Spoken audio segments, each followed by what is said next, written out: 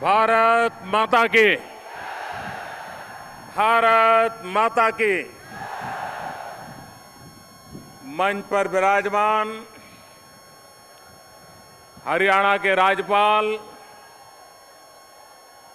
आदरणीय श्री कप्तान सिंह जी, हरियाणा के मुख्यमंत्री आदरणीय श्री हुड्डा जी, केंद्र सरकार में मंत्री परिषद के मेरे साथी श्रीमान नितिन गडकरी जी, मंच पर विराजमान सभी वरिष्ठ महानुभाव और विशाल संख्या में पधारे हुए प्यारे भाइयों और बहनों,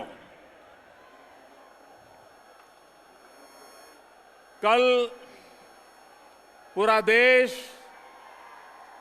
जन्माष्टमी का पर्व मना रहा था।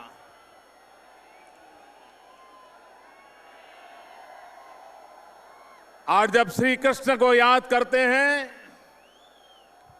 तो कुरुक्षेत्र की याद बहुत स्वाभाविक आती है।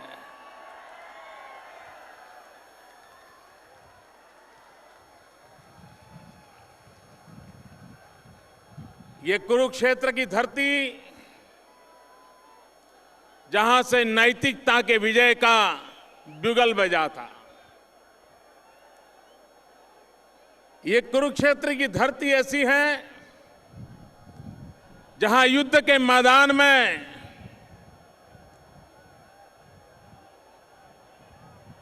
शाश्वत शांति का संदेश दिया गया था। शायद विश्व में गीता एकमात्र ग्रंथ ऐसा है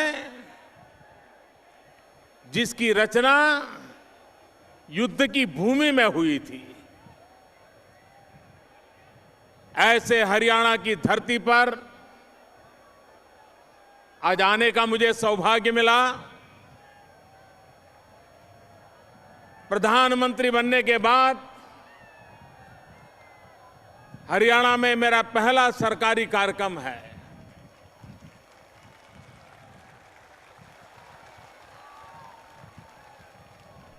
लेकिन आप सबने जो उमंग, उत्साह और प्यार दिया है, इसके लिए मैं हरियाणा का बहुत बहुत आभारी हूं।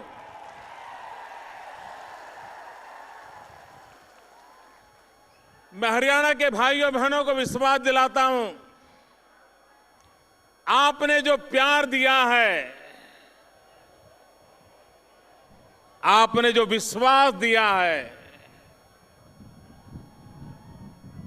इसे मैं ब्याज समेत लौटाऊंगा।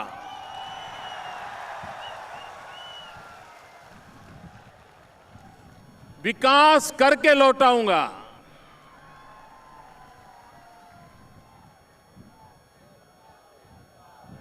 मैं हरियाणा को उतना ही जानता हूं जितना मैं गुजरात को जानता हूं। कई वर्षों तक यहां रहने का मुझे अवसर मिला।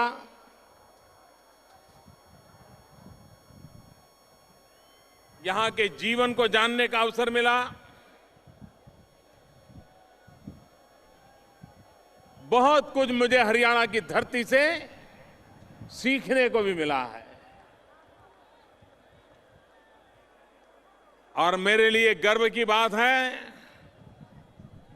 मैं उस धरती से आया हूं जिस धरती पर स्वामी दयानंद सरस्वती का जन्म हुआ था।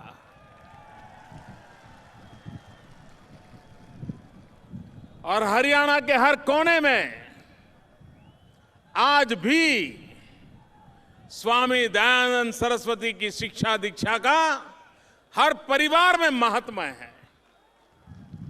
यहां के जीवन मूल्यों में, यहां के समाज जीवन में स्वामी दयानंद सरस्वती के शिक्षा दीक्षा की छाया आज भी हम महसूस करते हैं। और इसलिए जो मूल्यों में विश्वास करते हैं, जो नैतिकता में विश्वास करते हैं, उनको इस धरती पर आदर होना बहुत स्वाभाविक है। यहां के लोगों के प्रति आदर होना बहुत स्वाभाविक है।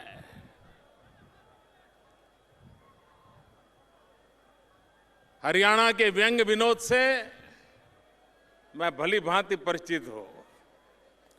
कितनी ही कठिन से कठिन बात को भी व्यंग और विनोद से आगे बढ़ाना, यह हरियाणा की विशेषता मैंने देखी है। और बड़ी सहज ग्रामीण लहजे में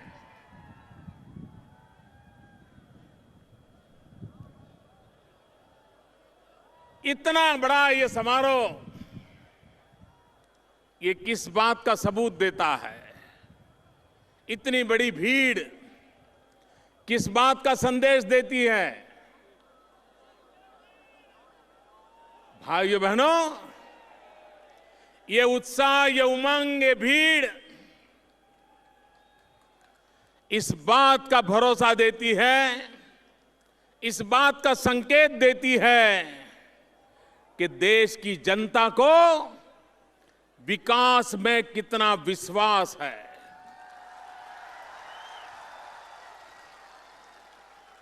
सामान्य मानवी विकास उसकी प्राथमिकता बना हुआ है। चाहे किसान हो, मजदूर हो, टैक्सी चलाने वाला, रिक्शा चलाने वाला, ड्राइवर हो,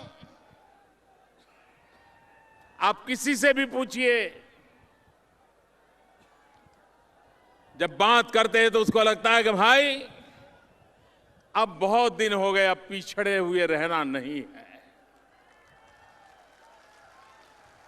दुनिया आगे बढ़ रही है, हमें भी आगे बढ़ना है। अगर आगे बढ़ना है, विकास एक ही मार्ग है जो हमें आगे ले जाएगा। आज जो हमारी कठिनाइयां हैं, उन कठिनाइयों से मुक्ति भी विकास से ही आने वाली है। हमारे परिवार में नौजवानों को रोजगार चाहिए। अगर विकास नहीं होगा तो रोजगार के अवसर कहां से प्राप्त होंगे? और अगर रोजगार के अवसर प्राप्त नहीं होंगे तो हमारे नौजवान को रोजगार कहां से मिलेगा?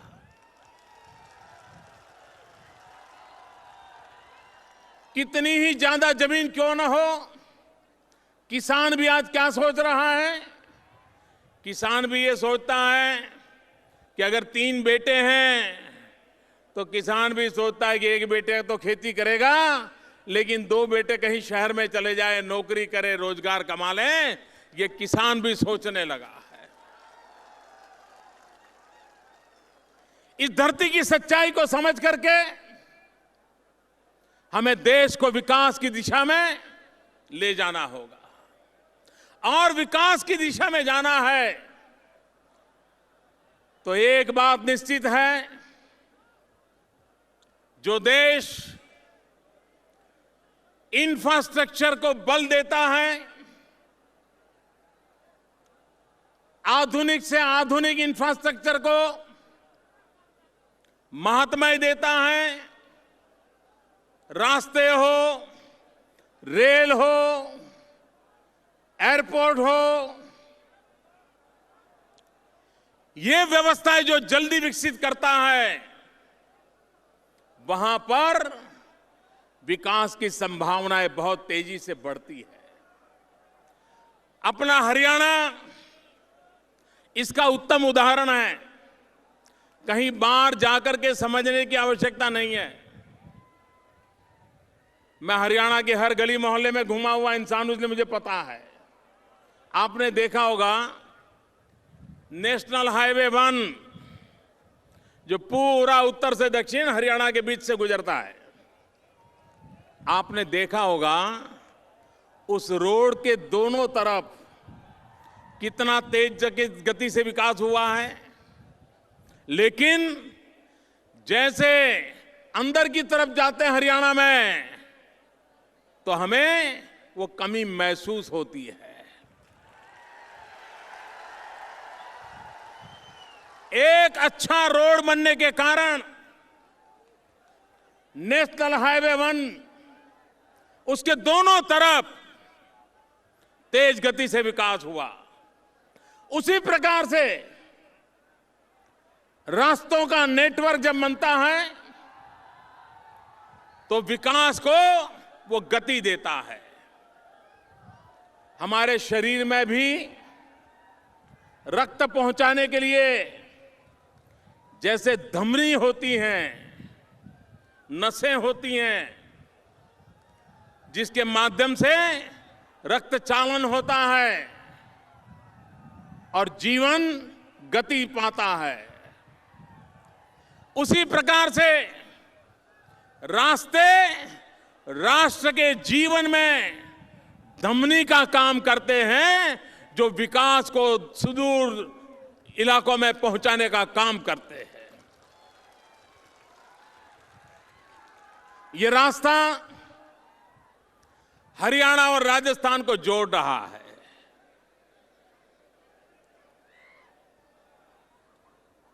हरियाणा और राजस्थान को जोड़ने का मतलब सिर्फ इस पर से गाड़ियां आएगी जाएगी वो नहीं है।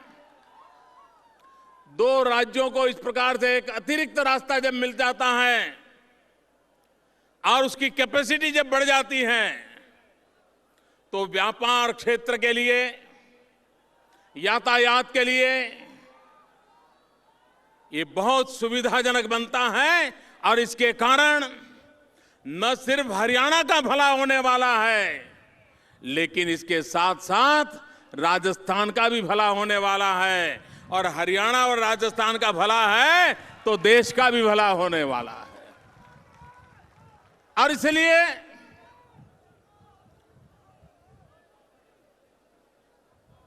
आपने जैसा हम पर विश्वास रखा है, हमने इंफ्रास्ट्रक्चर को प्राथमिकता दी है और इंफ्रास्ट्रक्चर भी पिछली शताब्दी वाला नहीं चलेगा।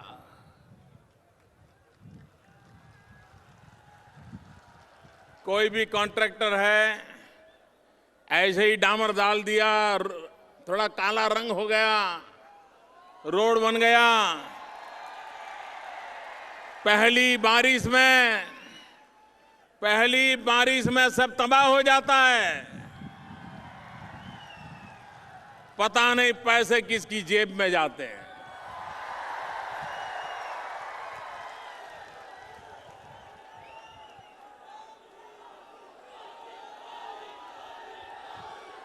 अब वक्त बदला है।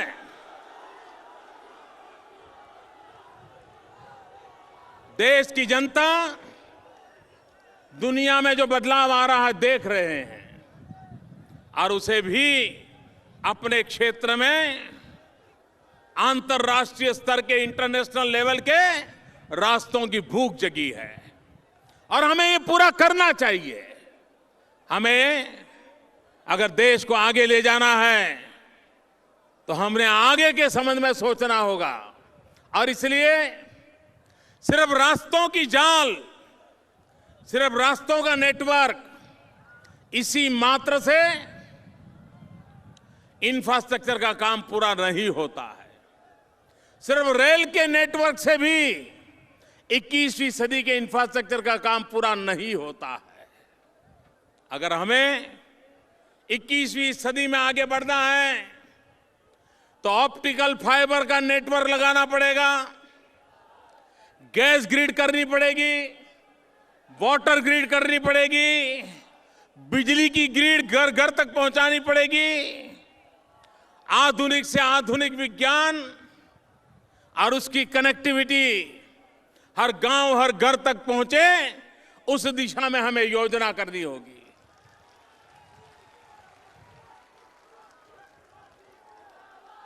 हम बहुत तेजी से हिंदुस्तान के गांवों को आधुनिक विज्ञान का लाभ मिले, दूर सुदूर गांव की स्कूलों में बच्चों को अच्छी शिक्षा मिले, टेक्नोलॉजी के माध्यम से लॉन्ग डिस्टेंस एजुकेशन का लाभ मिले, ब्रॉडबैंड कनेक्टिविटी की जाल बिछे, ऑप्टिकल फाइबर नेटवर्क बिछाए जाए। एक आधुनिक भारत के निर्माण के लिए, नई पीढ़ी की आवश्यकताओं की पूर्ति के लिए इन बातों पर बल देने की दिशा में हम प्रयासरत हैं। भाइयों बहनों, मैंने 15 अगस्त को राष्ट्र के नाम अपने मन की कुछ बातें कही थी, लेकिन कुछ लोगों ने कहा कि 15 अगस्त को लाल किले पर से मोदी जी भ्रष्टाचार के खिलाफ कुछ बोले नहीं। मैंने एक बात कही थी, मैंने कहा था कि कुछ लोग ऐसी आदत हो गई है, कोई भी काम हो तो पूछते हैं मेरा क्या।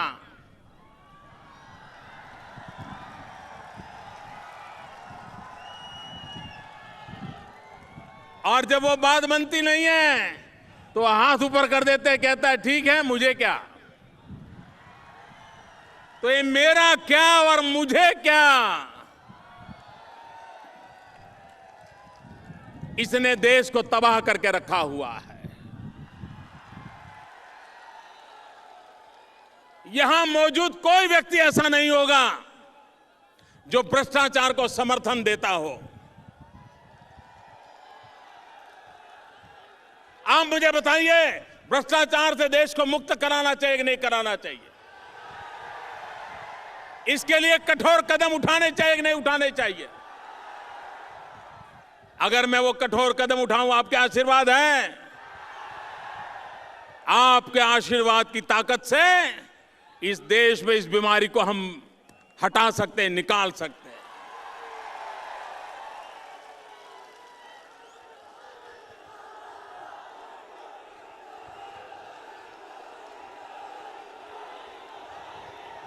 ये बीमारी इतनी भयानक है, इतनी फैल चुकी है, कैंसर से भी ज्यादा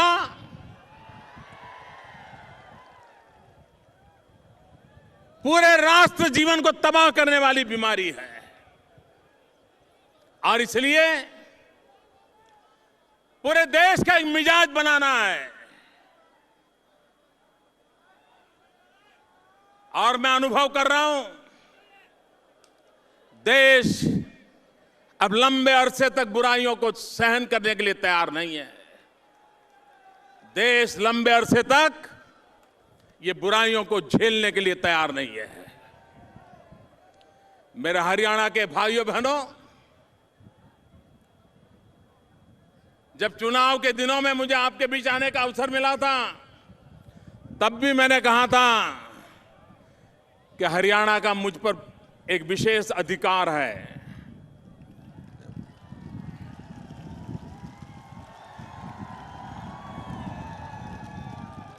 और आज प्रधान सेवक के रूप में कार्यभार संभालने के बाद भी दोबारा मैं कहता हूं, हरियाणा का मुझ पर विशेष अधिकार है।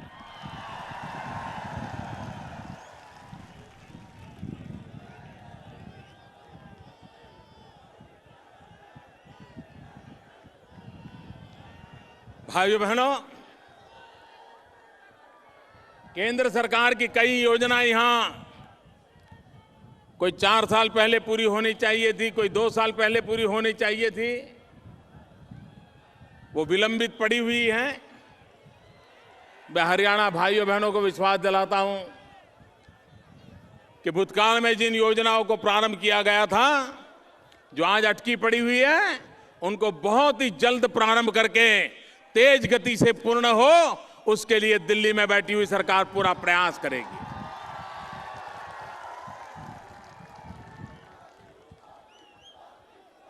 हरियाणा का किसान देश के अन्न के भंडार भरता है। भाइयों बहनों, हमारा किसान देश के अन्न के भंडार तो भरता है, लेकिन किसान की जेब खाली रह जाती है।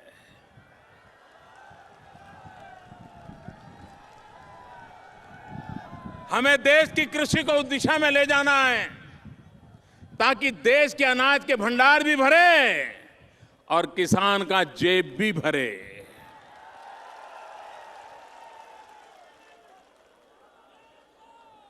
हरियाणा ने देश के कृषि विकास में बहुत योगदान किया है।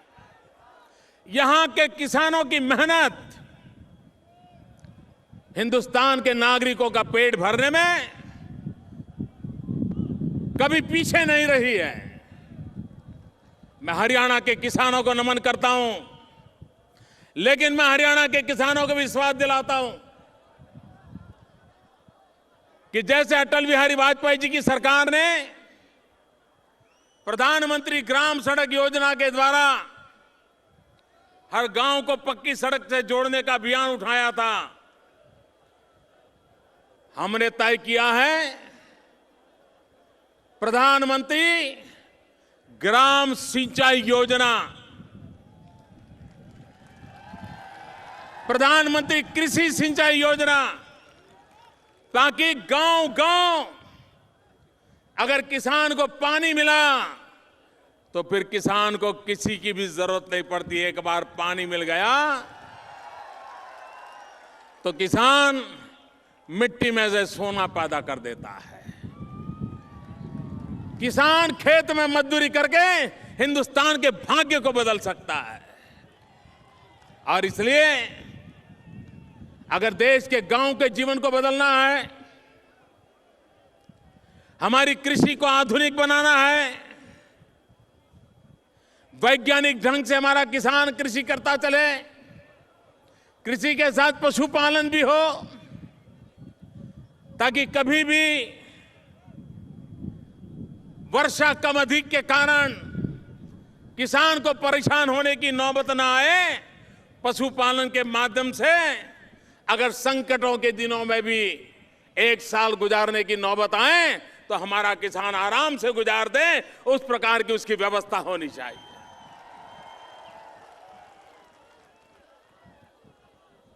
भाइयों बहनों, आइए विकास के मंत्र को हम हरियाणा में गांव-गांव, गली-गली, घर-घर पहुंचाएं, जन-जन तक पहुंचाएं और हिंदुस्तान के अग्रिम राज्यों में हरियाणा भी अपनी जगह बनाए। उसके लिए हम सब मिलकर के, दिल्ली सरकार हो या राज्य सरकार हो, कंधे से कंधा मिलाकर के काम करें और हरियाणा के भाग्य को बदले। इसी एक अपेक्षा के साथ आप सबको बहुत बहुत शुभकामनाएं। मेरे साथ बोलिए, भारत माता की, भारत माता की, भारत माता की।